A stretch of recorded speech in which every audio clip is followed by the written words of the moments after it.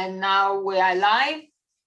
Thank you everyone, all our wonderful participants, Earth Action Hub. I'm Paula Bay, co-founder of Earth Action Hub. This is the last day. It's been an incredible 3-day journey with everyone. And I'm very pleased to announce Ashish Kotahi as our new speaker for this very interesting talk about radical ecological democracy, because it's a subject that not many people know about. And Ashish, I would say, is one of the most knowledgeable person I feel on the planet about ecology and related subject. And I have great admiration of him, but I'll give him the floor to share with us his talk. Thank you, Ashish. Thank you, Paola. Thanks for the invitation. Hello, everybody. So since we have very little time, I'll get straight into the presentation.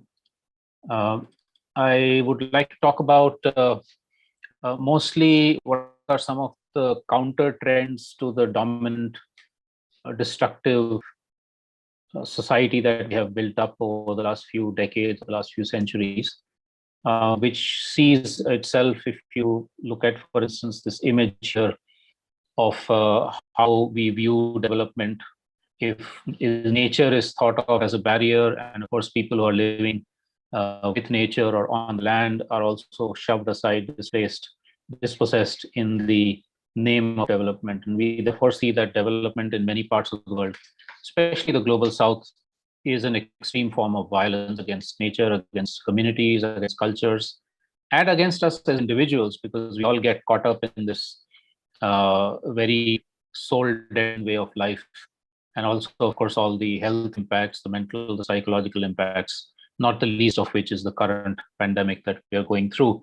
So I characterize this move as one from livelihoods, which were not jobs, they were lives and occupations that were lived within ecologies, within social structures, etc.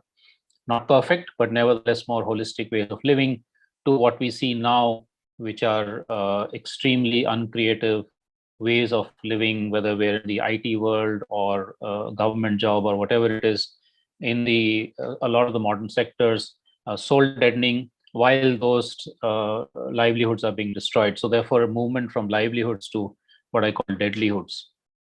And we see that in the COVID period, this is becoming there are two broad directions that people are seeing in the COVID period. One is where states, nation states, governments are becoming more authoritarian, using this period as an excuse. And private corporations, especially the biggest ones, are getting more and more profit-making, profit-seeking, as we see in that figure on the top right-hand side. Even as several 100 million people have lost their jobs, the biggest billionaires are actually getting more and more rich. On the other hand, we're also seeing incredible kinds of actions by people expressing solidarity, going out of their way to help people who are in need, helping the elderly, helping the poor, helping those who don't have adequate food. So expressing the generous part, the outreach part, the solidarity part, the love part of the human characteristic. And that's what I want to focus on in most of my presentation, to see if we are looking for alternatives to the currently dominant system, which is so destructive, which has brought all of us to the brink of disaster, ecological disaster, social disaster, inequalities, and so on. Do we have alternatives? Are there other ways by which we can meet human needs and aspirations without creating these kinds of problems? And I see that there are two broad directions, again, that we can look at alternatives. One is where people are resisting, mostly peacefully, non-violently. They're resisting the structures of inequality, the structures of exploitation, the structures of unsustainability, and whether it's capitalism or statism, patriarchy, racism, etc. And also resisting the human hubris, the way in which we think of human beings as being at the center of the earth rather than one of many species. And in those forms of resistance, we're actually seeing multiple different alternative narratives coming out, worldviews, ways of being, ways of doing, ways of dreaming. This picture, for instance, is from about 30 years back, from a movement in central India against two mega hydroelectricity projects, which were set to displace 300 villages and destroy a lot of forest. And these people, when they fought against it, they were arguing that for you, the river is like electricity and megawatts. For us, the river is our mother. And we will not allow our mother to be shackled by your dreams of development.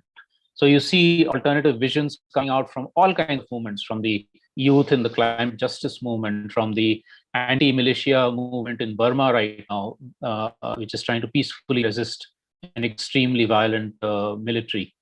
The farmers movement in India, which is trying to resist the corporatization of agriculture. The anti-racism movements in US and elsewhere, the movement in Chile for a much more progressive constitution, and many, many others. I think these are these voices of what Mahatma Gandhi called satyagraha, that is to say, insisting on truth or speaking truth to power. These are part of the alternative visions which we must learn from. But at the same time, there are also incredible examples of constructive alternatives, that is to say, meeting needs and aspirations, as I said, without trashing the earth and without creating inequalities. Obviously, in a short time, I don't have the possibility of going into too many examples of this. The book that you see on the top right-hand side, I'll show it again later, has more than 100 examples.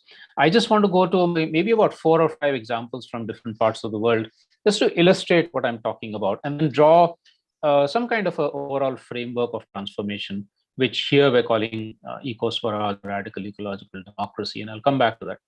This is an example which has, for me, been extremely inspiring. It's from South India. It's 5,000 Dalit women farmers. Now, the Dalits, for those of you who know the caste system in India, are the most oppressed section of India's society, used to be called untouchables or outcasts. As women, they're also oppressed because of patriarchy, and they're all very small farmers.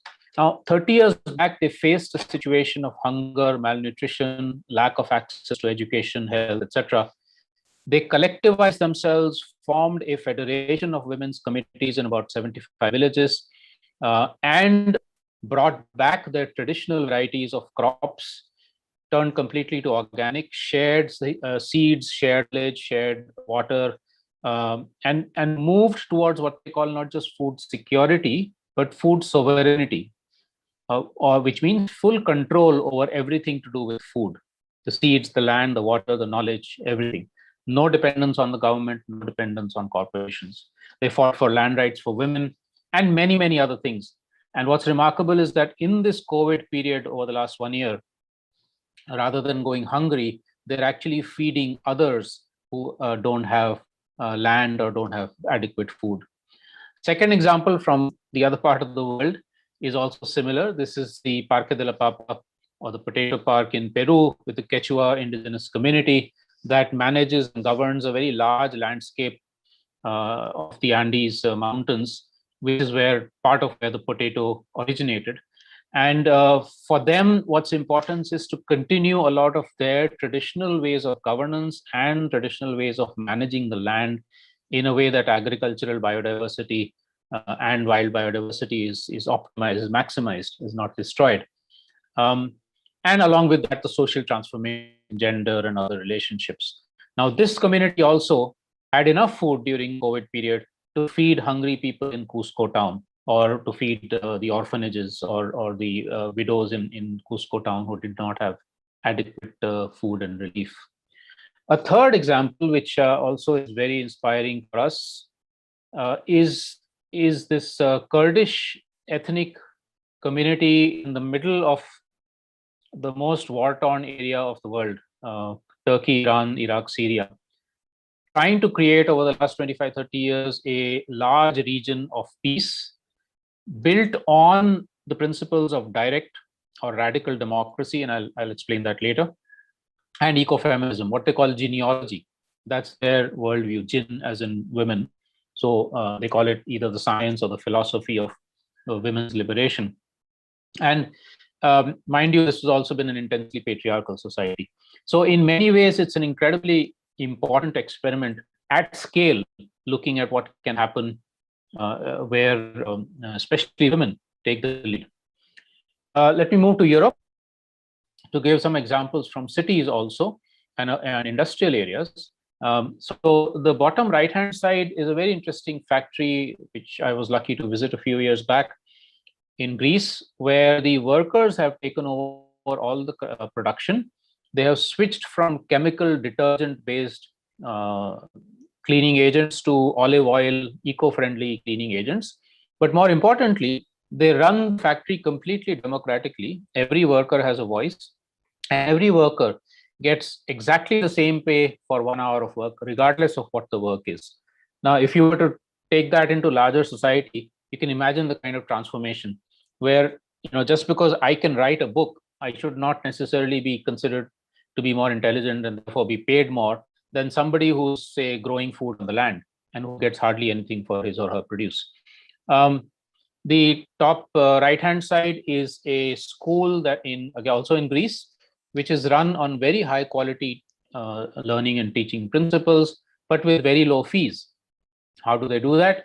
They do it because the parents and the surrounding community provide a lot of free service to the school, teaching, management, etc., as part of a system called time banking, where people are exchanging expertise, time, resources without money.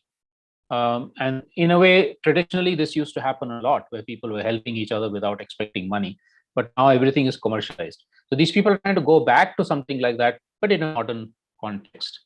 The left-hand side is called a social or solidarity economy center in Lisboa in Portugal, which became very important in the pandemic period for those who were houseless, did not have enough food in Lisboa, who were able to go to centers like this and get relief, and also get good social relationships, people expressing empathy with them, so that you had a combination of physical and social needs being met. The bottom left-hand side is 5 communities in Luxembourg who've created their own currency called the Beki, and a lot of local exchange. You can go and buy bread from a baker. The baker can go and buy wheat from a farmer. The farmer can go to a doctor and get services using that local currency, which helps them to become slightly independent and increasingly more independent of the centralized euro over which nobody has control. So these are examples of a social and solidarity economy. Similarly, in urban areas, there are some very interesting examples of what's called feminist municipalism, where people are trying to do politics that is not hostile competition, but trying to work with each other, even with the so-called opposition parties, and creating neighborhoods and listening to neighborhood assemblies that are able to also welcome the most marginalized people, for instance, refugees in Europe, which are otherwise very badly discriminated against. So these fearless cities are where people can actually live with dignity, whatever their social condition might be and wherever they might be from. Now, I can go on and on with examples for hours, but let me try and put some of these together into the kind of transformation that I think is taking place. The way we see it here, this flower of transformation is something that's emerged from an Indian process on bringing alternatives together, is that there is change, radical change or systemic change happening in 5 spheres of life. There's the political, the economic, the social, the cultural, and the ecological. Now, I won't go into all of these because we don't have the time, but let me just give a quick glimpse of. At the core of this power of transformation is a set of ethical values, which is what I'll emphasize in a couple of minutes. Just to quickly go over some of these transformations and what's happening. Now, if you remember the example I gave from a part of India or from the Kurdish Rojava movement, etc., what they were saying was that for us, democracy is not about elections.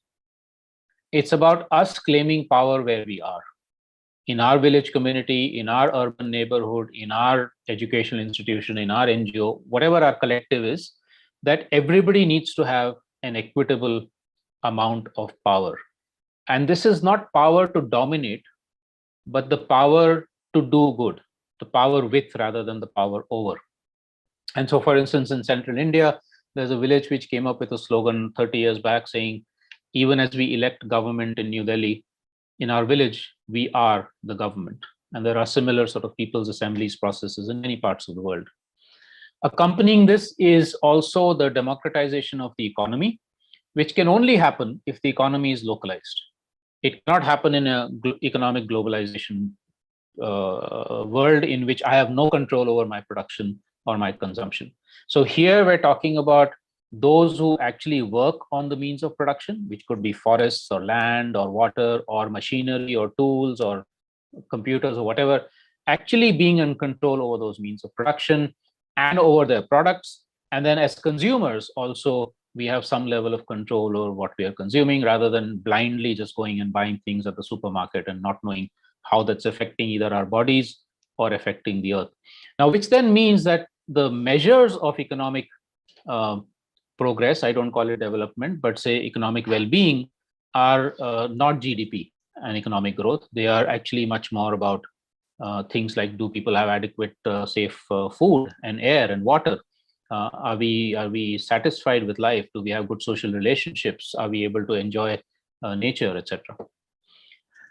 Now, this has to also go hand in hand with the struggles for social justice, because localization and radical democracy can also go horribly wrong if at that local level, it's, let's say, only the upper class, upper caste white men who are ruling, right? So the fight for gender justice, for anti-racism, etc., is also very much part of this. And finally, also that we have to challenge the kind of colonization that has taken place of our minds and our cultures, the languages that we use. If you remember the map that I showed earlier on, a lot of people think it's an upside down map because Europe is at the bottom. But actually the so-called normal side map is a map of colonial history, which showed Europe on top and which showed Europe to be much bigger than it actually is. So how do we also decolonize our mind? How do we respect multiple cultures, multiple languages, and multiple knowledge systems is also part of this. Underlying all of this is also the rebuilding of our relationship with the rest of nature. Instead of thinking of ourselves as being the top of the pyramid, which is what modern Western science has taught us, we think of ourselves as being one of many, many, many species, as indigenous peoples, for instance, have thought of for a long, long, long time. Okay, let me take another 2 or 3 minutes and look at this. For me, actually, this is the most important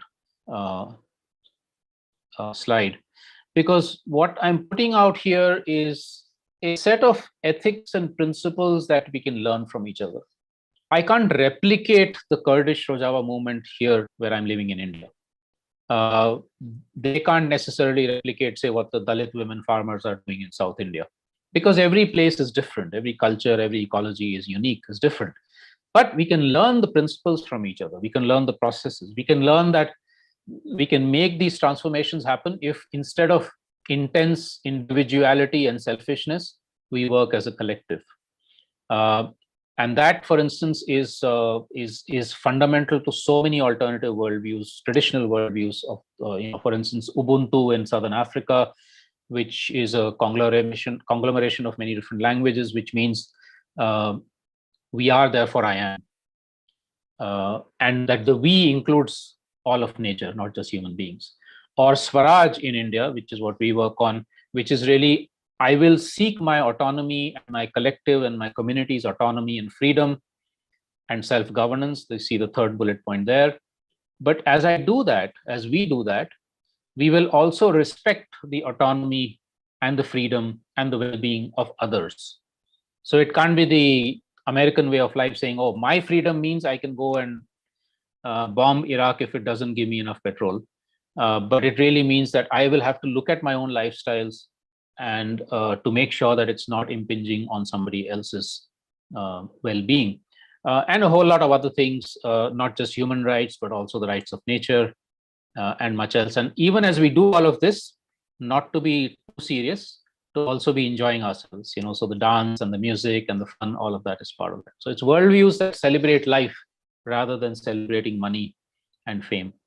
And so what I think we need as recovery from the COVID pandemic is not only the Green New Deal, which is coming up in many countries, It's definitely not what many governments are doing, as trying to return to business as usual. It's multiple different colors of revolutions of the kind that I've spoken about, and there are proposals, very concrete proposals in many parts of the world of what that kind of rainbow recovery would look like. And finally, to enable much more of this transformation to take place, one of the processes we started a couple of years back is called the Global Tapestry of Alternatives. It's not an organization, it's a platform, it's a process to build horizontally in a non-hierarchical way, build more collaboration, more sharing, more joint collective work, more collective visioning of the world we want, and the ability to push for larger macro changes and transformations of the kind that we need. So I invite you, I'm putting the website of this on next, and I invite anybody who's listening to join us in this process. These are 3 books that have a lot more on what I'm talking about. The one on the left is 40 essays from India, looking at what India could look like in 2100, the ideal vision and then pathways of getting there. The one in the middle is 100 examples of radical alternate transformations from different parts of the world.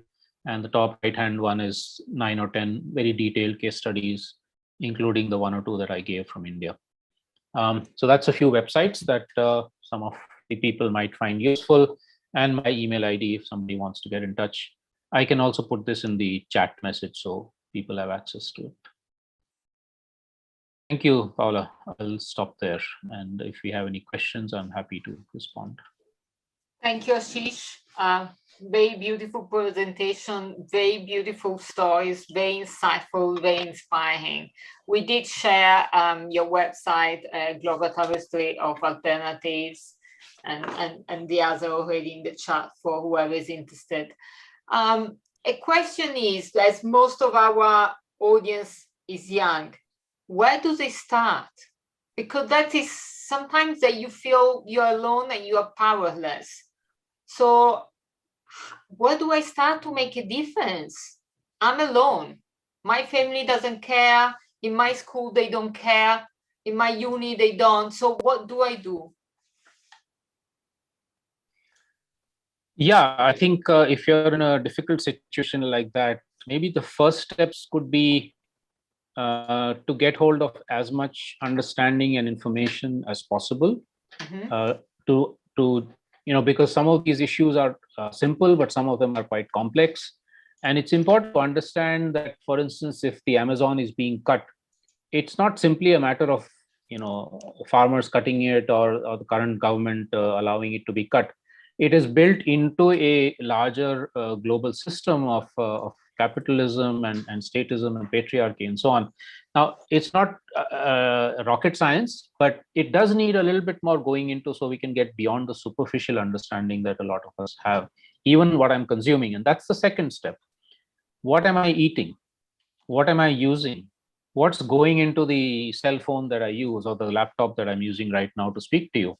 Where is it coming from? Who is it impacting? If we get more aware of that, then we start also trying to figure out how can I minimize my impact, my ecological and social impact on the world. I can't eliminate it, but at least I can try and reduce it as much as possible. And I'm very sure that if we start doing that, there will be at least a few people around who are going to start taking notice. There'll be many who will say you're mad. There'll be others who will take notice and say, oh, this looks interesting. Why are you doing it? And you might get 5 friends suddenly in the next few months saying, we also want to do this. Then you can create a collective. You create a small group, a club, or an organization, or whatever, and it starts growing. That's how we started. I was in high school when we started, and nobody was talking about these issues. But we said, no, we don't want forests to be destroyed in New Delhi, and we don't want all this toxic waste and everything. And that's how we started. So one just has to stick one's neck out, however hard it might be, with personal actions and with collective actions. Very interesting. Thank you, Ashish. And another question. Why do you think women have taken such a lead with environmental solution in India and also in other parts of the world? It looks like, at least. Yes, no, it is true. I mean, a lot of the inspiring movements I have seen here and elsewhere is where women have taken a lead. our youth have taken a lead. And I think the reason is because at least in the current structures of society, it is women who have a much closer relationship with the land, with forests, with water, and with our own families. Most societies where it's patriarchy, men are going out to work, and men are the ones who relate much more to the global or national markets compared to, say, women. And so for women, the pain of seeing the impacts of ecological destruction or the impacts of social havoc or health impacts like we see today is much greater. And so there is, I think, some sort of an inner sense that we need to do something about this. Secondly, I think, I don't know if it's inherent or not, I have no idea, I'm not a psychologist, but because of our upbringing, I think women are also more, what should I say, more able to work in solidarity and with each other. Men tend to be more competitive because, I mean, I know that from my childhood, it was always taught to me that, I have to be first in class and I have to blah, blah, blah. And women, oh, you have to be caring and caregiving, etc. We need to demolish some of these binaries, but that's how sometimes it is. And so therefore women tend to be, if you're working, you need to work together, you need to work as a collective. Very often, I think it's women who are able to do that better and less competitively than men. This is not to say that men can't do it. In many movements, men are also doing it. But this is also where I want to emphasize youth, because I think young people have both, especially right now, we know everything that's going around in the world, right? It's right there on our phones or our laptops or wherever, we're hearing it all the time. There's a lot more concern about the future in today's youth, and there's a lot more energy, and there is a lot more questioning. We're not necessarily, young people are not necessarily accepting whatever is being told to them by elders. And I think all of this is good. And really, it's going to be youth who are going to transform the world, I think, over the next few decades. Thank you, Ashish. Beautiful. Yes, I completely agree. The youth, it's incredible. So much more aware. I mean, at that age, I was still sleeping. I was not as good as they are. And I have great admiration for all the young generations. They're really very special. And I believe they are the ones who are going to shift the situation with our help. Let's put it this way. We are still in the circle, in the picture. So thank you very much, Ashish, for today sharing with Earth Action Hub participants. And we look forward to listen to your wisdom and story another time again, and to stay in the same family.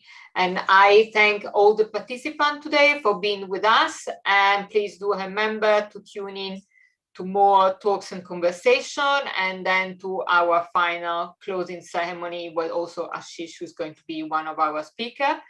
And please also explore the forum and that networking lounge in Earth Action Hub. And see you soon to everyone. Thank you, Ashish. Thank you, everyone. Thank Bye. you, Paula. Thanks, Brian.